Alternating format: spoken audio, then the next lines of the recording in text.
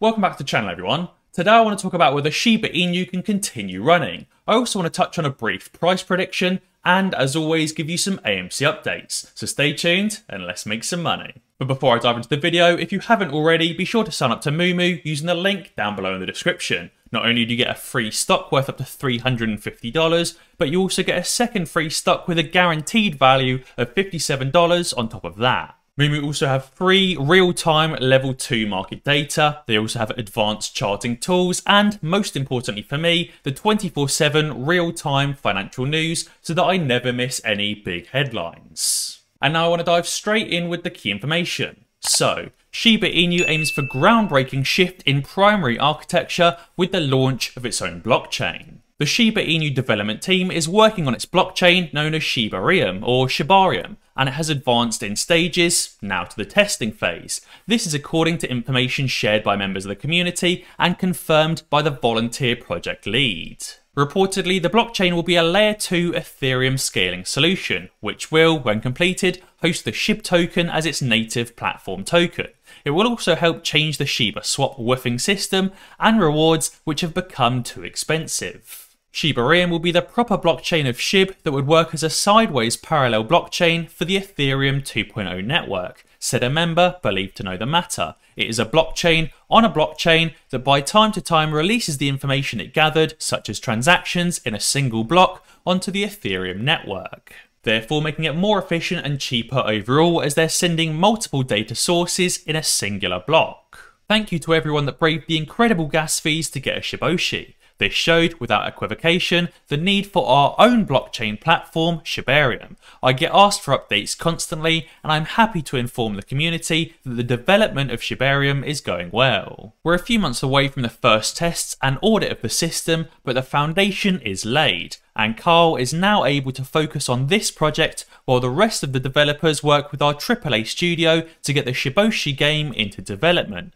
updates to Shiba Swap, and our biggest top secret project already underway. The congestion and high fees are because SHIB is based on Ethereum, which has been for quite some time now hit by skyrocketing gas fees. This has affected tokens based on the blockchain, including SHIB as per social media posts from the community members. As a layer 2 Ethereum scaling solution, it means the blockchain will work like and compete directly with Polygon. The own blockchain will help scale the SHIB transactions and lower the cost of Shiba swaps and transactions as well, just like it worked to reduce gas fees for those using Polygon blockchain. I think this is a brilliant move for Shiba Inu because it means that it's going to be stepping away from the base Ethereum network, and it won't just be a token on the Ethereum network, it's effectively going to have its own blockchain. This adds another layer of credibility to Shiba Inu. I think over time it's going to go from being 100% purely a meme coin all the way to being a fully fledged credible crypto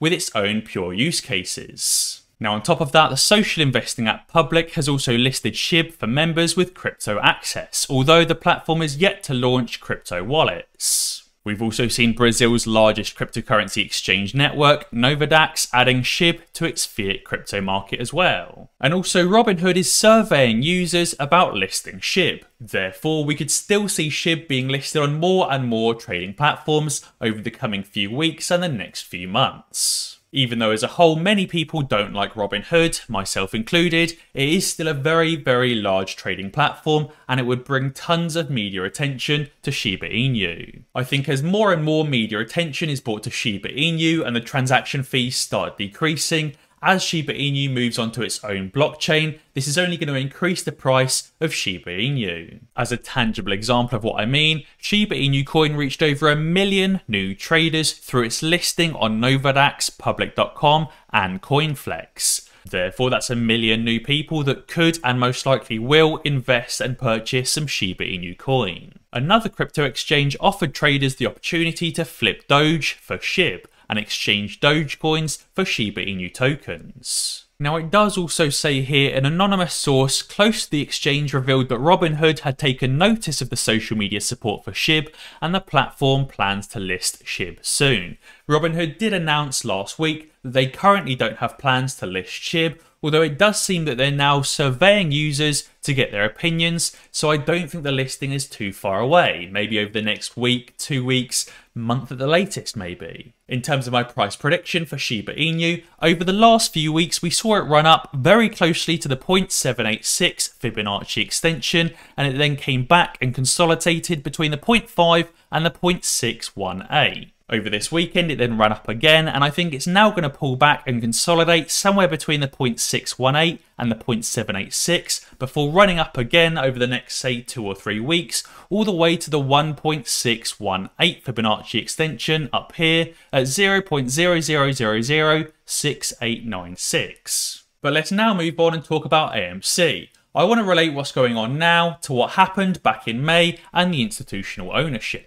May was, according to me, this poster, AMC's most important month this year, as it set the stage for the rally between the 24th of May and the 2nd of June, when the stock increased more than 400% in 7 trading days. As we all know by now, this culminated on the 2nd of June, where the stock closed 95% higher than the day before and was trading as high as 126% higher at one point. But what exactly happened? After the rally at the end of January, AMC was stuck between $5 and $10, sometimes peaking its head above 12 since February up to that point. And there's 2 key dates that can be found throughout May, and I thought it was due time for some proper due diligence during the weekend about those 2 key dates. Effectively on May 13, we saw a good price increase and a massive volume increase.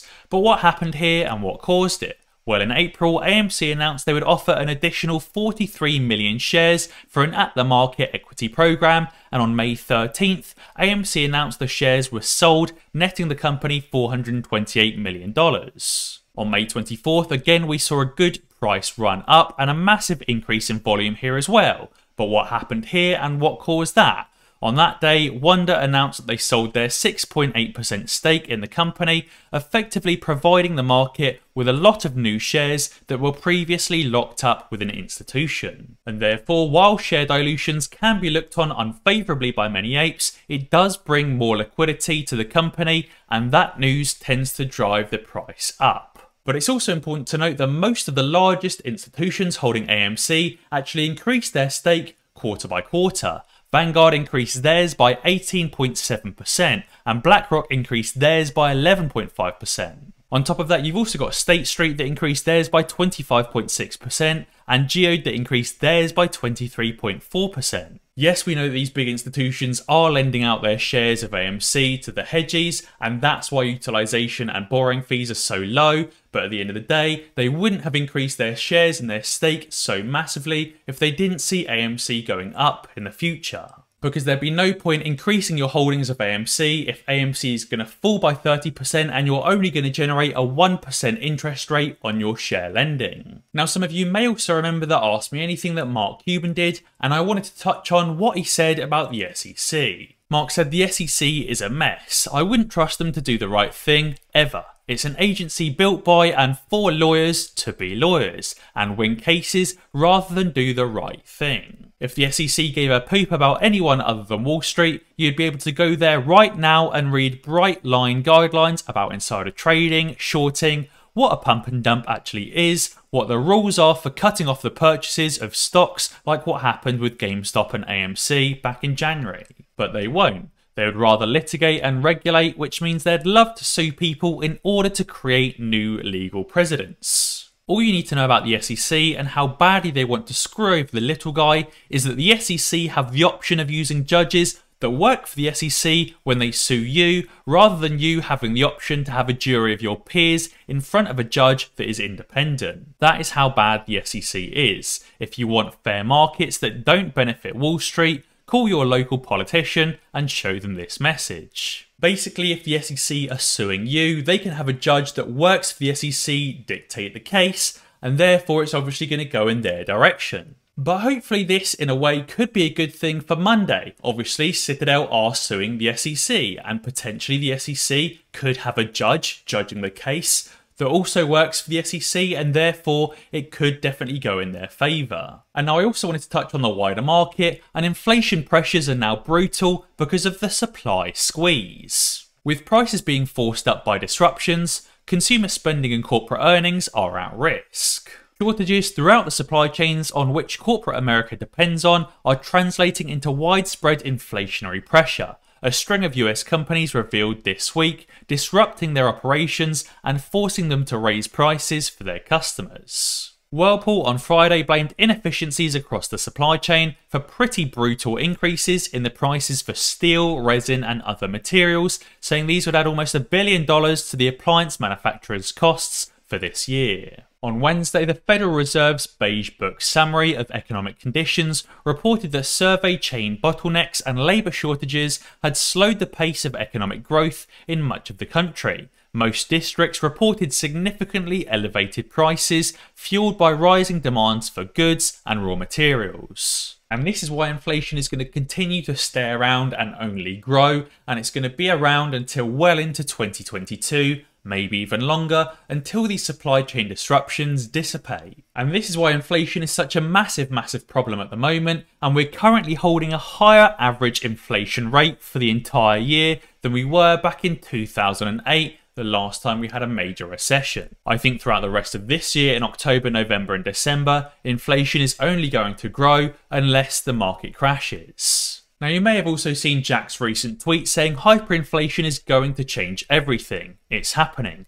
A lot of people disliked this tweet and said he was clueless and said that the US will never face hyperinflation. Now, I don't think we're going to see inflation rates like Venezuela saw back in 2019 of 65,000% inflation per year, but I do think that Boss Blunts did a brilliant job of explaining his thoughts. He said, "I'm not Jack, but let me have a go. The fact that 33% of all money in the US was printed in one single year in 2020 by the Fed is a massive problem. And also we have the supply chain crisis where demand can't be met by supply due to the lack of workers, port and warehouse space. And now you also have to compound that by a record number of people quitting, being fired or being out of work due to unconstitutional pandemic mandates and strikes worldwide. Additionally, truck drivers are being paid less than ever, leaving the industry in record numbers due to electronic log regulations, emission system regulations, and worker misclassification laws in California, preventing owner-operator drivers from working as contractors. You've also got the real estate moratorium laws no longer in effect, which will lead to further bankruptcies and homeless tenants. You've also got a massive decrease in the number of mortgage loans being serviced, which has decreased by 15% month over month for the last 4 months. You've got 2.1 million less loans being written in September than in August. You've also got a lack of metals for computer chips, which continues to elevate the cost for used and new cars. Meanwhile, the global daily supply of barrels per day for oil is around a negative 200,000 barrels per day. This therefore adds to a compounding energy crisis worldwide, mostly being felt in Europe, Australia and Brazil, and they've already seen triple-digit increases in costs of energy in various forms. The only way to get around most, if not all of these issues is by printing more money, and obviously printing more money will cause more inflation. And this only supports the fact that inflation is here to stay and the system is in a very tricky situation. Guys, be sure to let me know down in the comments below what you think about Shiba Inu and whether you think it's going to continue running. And if you haven't already, be sure to sign up to Moomoo using the link down below in the description to get those free stocks, because at the end of the day, everybody likes free money. And as always guys, if you enjoyed this video, be sure to check out some of my others. Alternatively, subscribe to the channel and ding that notification bell, because that way you'll be alerted when I upload a new video. Cheers.